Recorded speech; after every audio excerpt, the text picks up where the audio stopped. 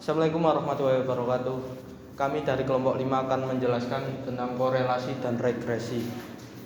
Dari kelompok 5, anggota kelompok 5 adalah saya Muhammad Nurul Lanjib, ada Ilman Nur Fadila, Ibnu Abbas Eka Putra, dan Yufidi dan juga Robi Dwi Pamungkas. Selanjutnya, apa itu korelasi? Korelasi adalah teknik statistika yang digunakan untuk mengetahui hubungan atau ketertarikan antara dua variabel atau lebih. Hubungan yang dimaksud menunjukkan sejauh mana perubahan pada suatu variabel diikuti oleh perubahan pada variabel lain, tetapi tidak menunjukkan hubungan sebab atau akibat.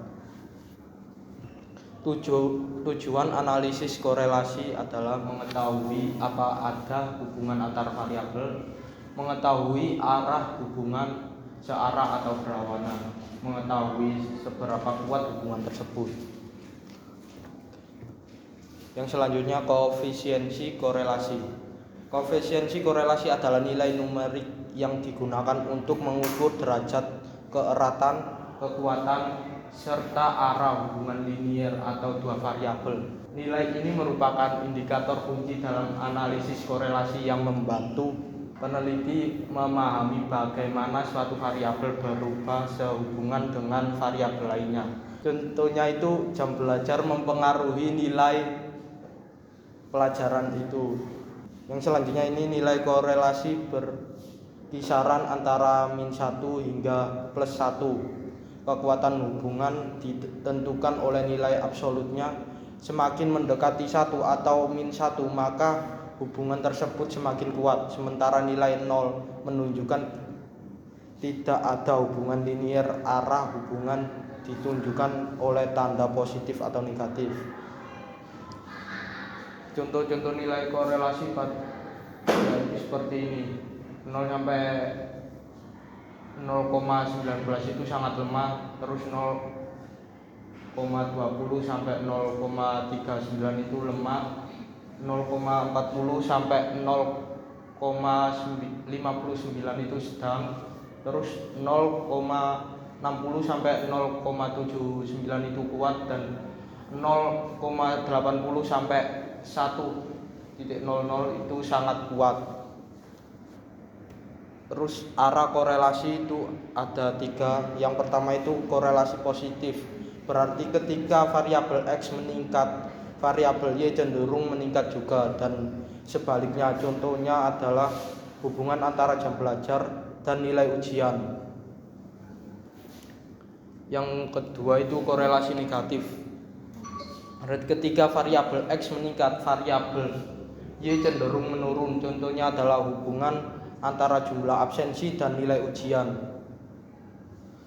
Terus yang ketiga itu tidak ada korelasi, berarti tidak terdapat hubungan yang berarti antara dua variabel.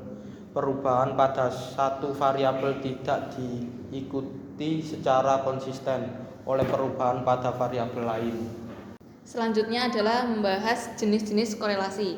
Yang pertama itu ada korelasi Pearson. Korelasi Pearson ini digunakan untuk mengukur hubungan linear antara dua variabel kuantitatif atau numerik. Nah, rumus dari korelasi Pearson ini itu kayak gini ya, gitu. Dengan keterangannya itu variabel xi dan variabel yi itu maksudnya data ke i dari variabel tersebut. Kemudian x dan y dengan garis di atas itu maksudnya rata-rata dari jumlah data yang ada di variabel tersebut.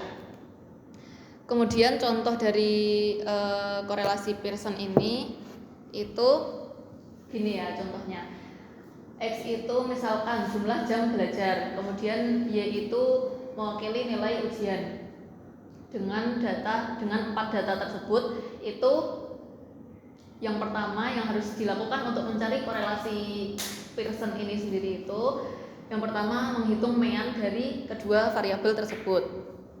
Nah, ini untuk menghitung mean kan dijumlah seluruh data dari variabel X misalkan. Itu kan ada 2, 4, 6 dan 8 itu dijumlah kemudian dibagi dengan jumlah datanya. Kan jumlah datanya ada 4. Nah, menghasilkan 5 dan sedangkan yang Y itu menghasilkan 76,25. Nah, kemudian langkah yang kedua itu membuat tabel deviasi rata-rata yang isinya beberapa perhitungan yang nantinya digunakan untuk mencari hasil akhir gitu ya. Nah, tadi kan rumus dari korelasi Pearson ini kan itu ya R sama dengan bla bla bla itu. Nah, itu dimasukin deh data-data yang udah dihitung ini. Yang pertama itu kan 105 itu dari mana? Itu karena ini data X ke Y dikurangi dengan mean dari X dan dikali dengan data Y ke Y yang dikurangi dengan mean dari variabel Y itu sendiri, kemudian dijumlahkan. Nah, menghasilkan 105, makanya dimasukin ke sini. Sigma kan maksudnya ini ya, dijumlahkan gitu. Kemudian sama juga yang ini penyebutnya, kemudian dijumlahkan bla bla bla dan hasilnya itu 0,98. Kemudian jenis yang kedua itu ada korelasi Spearman. Korelasi Spearman itu untuk mengukur hubungan antara dua variabel berdasarkan peringkat atau rank, bukan nilai asli. Kemudian data asli diubah ke peringkat yang nantinya hubungan diukur berdasarkan konsistensi peringkat tersebut. Nah, rumus dari korelasi Spearman itu sendiri seperti ini. Dengan keterangan variabel D itu maksudnya selisih peringkat ke I, kemudian N itu adalah jumlah sampel. Nah, ini adalah contoh korelasi Spearman. Misalkan ini kan datanya ada ini ya di tabel ini ya. Terus langsung deh itu melakukan perhitungan untuk yang nantinya akan dimasukkan ke rumusnya, rumus korelasi Spearman itu. Nah, yang pertama kan tadi di rumus itu ada sigma dari variabel D kuadrat. Nah, di sini kita sebelumnya udah mencari D kuadrat itu sendiri. Nah, pokoknya ini udah semuanya, dan kemudian ini kan sigma ya, ini yang di rumus itu berarti dijumlahkan.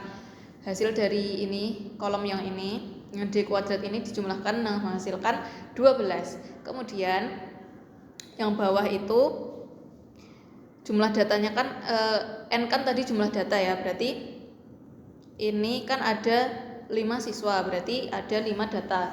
Nah, berarti si N ini isinya adalah 5, kemudian yang di dalam kurung ini 5 kuadrat jadi 25, kemudian dijumlahkan bla bla bla dan menghasilkan 0,4. Saya akan menerangkan tentang regresi. Apa sih itu regresi?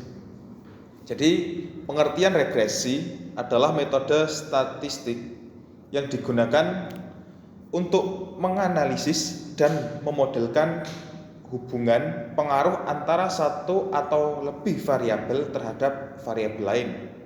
Regresi menjawab pertanyaan, jika satu variabel berubah, seberapa besar perubahan variabel lain yang dapat diperkirakan. Ini adalah tujuan analisis regresi, mengetahui hubungan antara variabel X dan Y, mengukur pengaruh variabel bebas terhadap variabel terkait, membuat prediksi nilai variabel terikat. Variabel X dan Y. Yang pertama, variabel X atau variabel bebas independen. Variabel X adalah variabel yang menjadi faktor pengaruh atau penyebab perubahan pada variabel lain, digunakan untuk memprediksi nilai variabel independen sebagai prediktor. Dalam grafik scatter plot, variabel X selalu ditempatkan pada sumbu horizontal atau sumbu absis. Dan yang kedua, variabel Y atau variabel terikat. Variabel Y adalah variabel yang nilainya dipengaruhi oleh atau bergantung pada variabel X sebagai hasil atau dampak dari perubahan variabel bebas. Dalam grafik scatter plot, variabel Y selalu ditempatkan pada sumbu vertikal atau sumbu ordinat. Regresi linear sederhana. Regresi linear sederhana adalah metode analisis statistik yang digunakan untuk mengetahui hubungan dan pengaruh satu variabel bebas X terhadap satu variabel terikat Y. Disebut linear karena hubungan antara X dan Y diasumsikan membentuk garis lurus. Artinya, setiap kenaikan satu satuan pada variabel X akan diikuti oleh perubahan Y yang besarnya relatif tetap. Metode ini dipakai untuk data menunjukkan pola yang cukup rapi dan peneliti ingin mengetahui seberapa besar pengaruh X terhadap Y, sekaligus menggunakan hubungan tersebut untuk memperkirakan nilai Y di masa depan berdasarkan nilai X yang diketahui. Ini adalah koefisiensi B-nya dulu. Koefisiensi B menunjukkan seberapa besar perubahan Y dan X bertambah satu satuan. B, arah dan besarnya pengaruh X terhadap Y. Nilai B itu jika lebih besar dari 0, itu adalah hubungan positif. Jika nilai B lebih kecil dari 0, hubungannya adalah negatif. Jika B sama dengan 0, X tidak berpengaruh ke Y, jadi sama-sama. Ini adalah koefisiensi A atau konstanta. Koefisiensi A adalah nilai Y saat X sama dengan 0. A titik awal garis regresi. Walaupun X sama dengan 0 bisa jadi tidak mungkin terjadi, A tetap diperlukan secara matematis agar garis regresi terbentuk. Oke, selanjutnya kita punya persamaan regresi. Bisa dilihat ini, Y sama dengan A plus BX. Dengan keterangan Y itu nilai yang akan diperjelas atau variabel terikatnya. Terus X itu variabel yang mempengaruhi Y atau variabel bebasnya. A itu nilai Y ketika X 0 konstanta, dan B itu angka yang menunjukkan besar dan arah perubahan Y akibat perubahan X, koefisien regresinya ya. Oke, di sini kita punya contoh persamaan regresi. Bisa dilihat di tabel ini ada X itu yang untuk jam belajar dan Y itu untuk nilainya. Jika kita belajar 2 jam, maka kita dapat nilai 60 dan seterusnya. Rumus ini digunakan untuk mencari diagram dan garis regresinya. Yang pertama kita akan menghitung rata-ratanya dulu. Ini rata-rata X-nya dulu. Bisa dilihat 2 tambah 4 tambah 6 tambah 8 tambah 10 terus bagi 5 itu sama dengan 6. Yang kedua menghitung koefisien regresi B. B sama dengan sigma dalam kurung X dikurangi X rata-rata dikali dalam kurung Y dikurangi rata-rata Y tutup kurung. Terus dibagi sigma dalam kurung X dikurangi rata-rata X pangkat 2. Ya, setelah kita hitung-hitung terus hasilnya nanti bakalan 200 dibagi 40 dan jadilah 5. Oke, selanjutnya kita akan menghitung konstanta A-nya. A di sini sama dengan rata-rata Y dikurangi B rata-rata X. Sama dengan 80 dikurangi 5 kali 6. Bisa dilihat hasilnya 50. Terus untuk selanjutnya kita menghitung persamaan regresinya. Ini Y sama dengan 50 tambah 5X ya. Dengan keterangan 50 itu nilai dasar saat jam belajar 0. Terus 5 setiap tambahan 1 jam belajar naik 5 poin. Oke, ini adalah diagram dan garis regresi setelah kita hitung yang tadi. Dan ini prediksinya. Bisa dilihat ini X, jam, dan nilai itu sama ya. Terus di tabel berikutnya itu ada prediksinya. Nah, dengan persamaan regresi Y sama dengan 50 tambah 5X, kita dapat memprediksi nilai Y berdasarkan jam belajar X. Dan karena data membentuk pola linear sempurna, prediksi sama persis dengan nilai aktualnya, yang nilai Y ini ya, yang tengah. Ini contohnya, kalau kita prediksi untuk jam belajar yang lain, jika 3 jam, maka tinggal masukkan saja 50 tambah 5 kali 3, maka hasilnya nanti akan 65 dan seterusnya. Oke, selanjutnya kali ini kita akan membahas tentang hubungan regresi dan korelasi. Nah, yang pertama itu korelasi. Korelasi ini digunakan untuk mengukur seberapa kuat hubungan antara dua variabel, yaitu variabel X dan Y, dan kemana arah hubungannya. Koefisien korelasi Pearson atau R, nilainya berkisar antara -1 hingga +1. R1 korelasi positif sempurna. Jika X naik, maka Y pasti naik. Yang kedua yaitu R sama dengan -1, korelasi negatif sempurna. Jika X naik, maka Y pasti turun. Yang ketiga yaitu R sama dengan 0, tidak ada hubungan linear. Selanjutnya, regresi linear sederhana atau prediksi. Jika korelasi hanya melihat seberapa kuat, regresi digunakan untuk meramalkan atau memprediksi nilai Y atau variabel dependen berdasarkan nilai X atau variabel independen.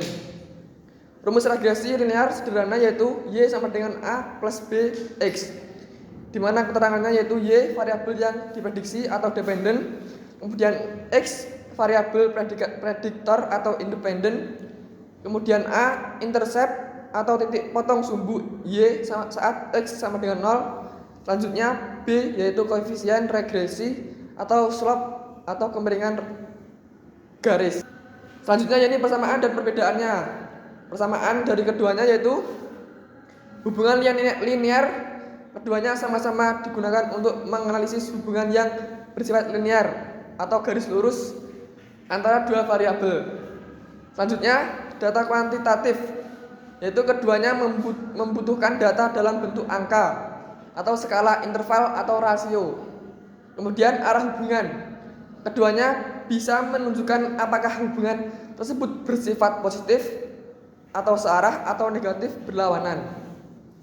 Kemudian visualisasi, keduanya sering divisualisasikan menggunakan alat yang sama, yaitu scatter plot atau diagram pencar. Kemudian perbedaannya, yang pertama dari fungsi, korelasi ini mengukur seberapa kuat atau erat hubungan antara dua variabel, sedangkan regresi menjelaskan bagaimana satu variabel mempengaruhi variabel lain dan memprediksi nilai.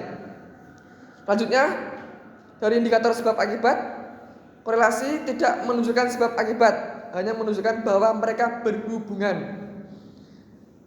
Kemudian regresi menunjukkan hubungan sebab akibat atau variabel I menyebabkan perubahan pada Y. Kemudian pada indikator simetris, korelasi ini bersifat simetris. Korelasi antara X ke Y sama dengan Y ke X. Dan regresi tidak simetris. Jika posisi X dan Y ditukar, maka persamaan dan hasilnya akan berbeda. Kemudian dari indikator satuan, korelasi ini tidak memiliki satuan atau indeks murni dari -1 sampai +1. Kemudian regresi memiliki satuan sesuai dengan data yang diukur, misalnya rupiah, kilogram, dan meter. Kemudian dari sisi indikator variabel, kalau korelasi ini kedua variabel dianggap setara, sedangkan regresi ada pemisah jelas antara variabel bebas X dan variabel terikat Y. Nah, ini penggunaan korelasi dan regresi. Pertama itu penggunaan korelasi. Yang pertama digunakan ketika ingin mengetahui keeratan hubungan. Seperti contoh, gunakan korelasi jika memiliki pertanyaan sebagai berikut. Yang pertama, apakah ada hubungan antara jumlah jam tidur dengan tingkat konsentrasi? Selanjutnya, seberapa kuat hubungan antara tinggi badan dan berat badan? Kemudian, apakah kenaikan harga BBM selalu dibarengi dengan kenaikan harga bahan pokok? Yang kedua, ketika posisi variabel setara. Korelasi digunakan saat kamu atau Anda tidak membedakan mana variabel yang mempengaruhi dan mana yang dipengaruhi. Dalam korelasi, hubungan X ke Y sama saja dengan Y ke X. Kemudian digunakan sebagai langkah awal sebelum regresi. Biasanya peneliti melakukan uji korelasi terlebih dahulu. Jika ditemukan hubungan yang kuat dalam kurung S mendekati 1 atau min 1, maka digunakan regresi untuk membuat model prediksi atau persamaan matematisnya. Selanjutnya, penggunaan regresi. Regresi ini digunakan yang pertama untuk melakukan prediksi atau forecasting. Contohnya, memprediksi berapa jumlah penjualan barang bulan depan jika perusahaan mengeluarkan biaya iklan sebesar 10 juta rupiah. Yang kedua, digunakan untuk melihat hubungan sebab akibat atau kausalitas. Regresi digunakan untuk menguji apakah perubahan pada satu variabel benar-benar disebabkan oleh variabel lain. Contohnya, apakah kenaikan dosis pupuk secara langsung menyebabkan peningkatan hasil panen padi. Kemudian yang ketiga untuk mengukur besarnya pengaruh. Contohnya dalam persamaan Y sama dengan 5 tambah 2X bisa menyebutkan bahwa setiap kenaikan 1 unit X maka yang akan naik sebesar 2 unit. Yang terakhir yaitu digunakan untuk mengontrol variabel lain atau regresi berganda. Contohnya jika ingin melihat pengaruh lama belajar terhadap nilai ujian, tapi juga memperhitungkan faktor IQ dan kualitas tidur. Sekian presentasi dari kelompok 5. Bila kurang lebihnya kami mohon maaf. Wassalamualaikum warahmatullahi wabarakatuh.